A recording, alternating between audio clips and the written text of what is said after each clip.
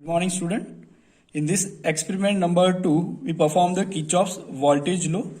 So as you know that in the theory, Kirchhoff's voltage law states that algebraic sum of all the branch voltage around any closed loop of network is 0 at all instant of time.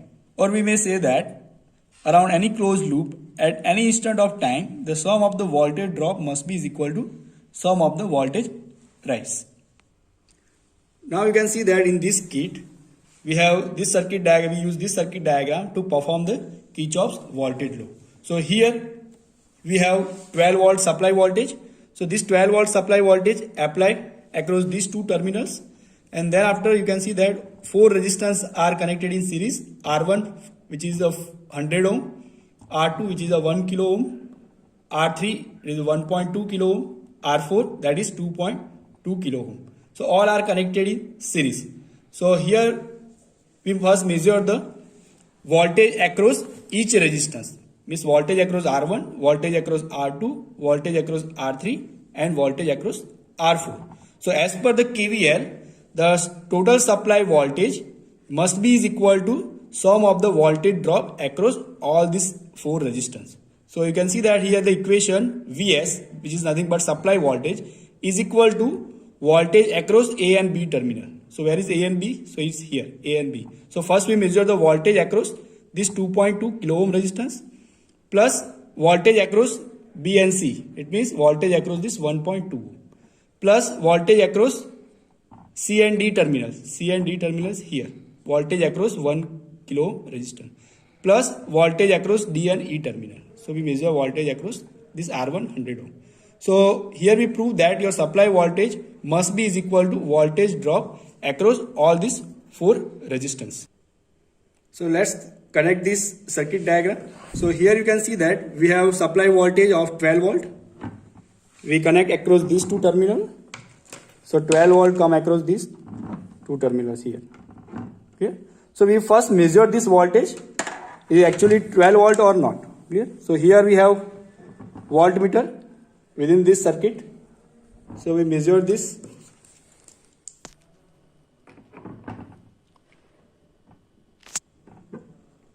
So we first on this circuit, and you can see that actual voltage is 12.30 volt. Clear? So actual voltage supply we given to this circuit is 12.3 volt. Clear? So here write down your practical, your total supply voltage is 12.3 volt. So let's measure the voltage across A and B terminal. So here I connect this 2 probe across A and B terminal. So you can see that across this 2.2 ohm resistance we got the voltage 6 volt. So here in the reading we write that the voltage VR1 that is 6 volt. We call this voltage VR1. Voltage across this 2.2, okay, that is called as VR1. Now let's measure the voltage across this 1.2 kilo ohm. So connect this voltmeter across these 2 terminal between C and B.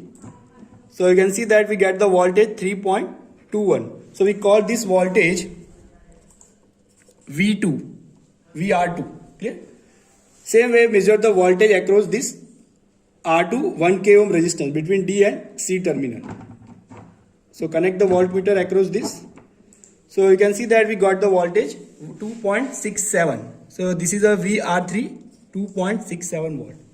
Same way measure the voltage across D and E terminal. So connect the probe across these 2 terminals.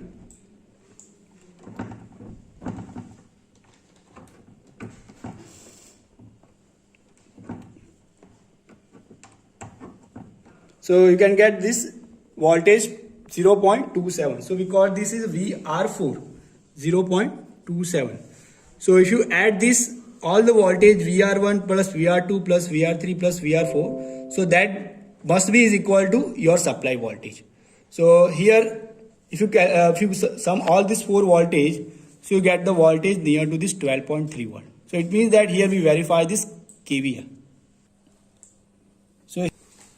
So now here we sum all these 4 voltage 6 volt, 3.21, 2.67, 0.27. So you get the answer 12.15 volt. Our supply voltage is 12.34 volt. So here we get some measurement error. Because of that, we not get the exact value of the supply voltage by adding all these 4 voltage across this resistance.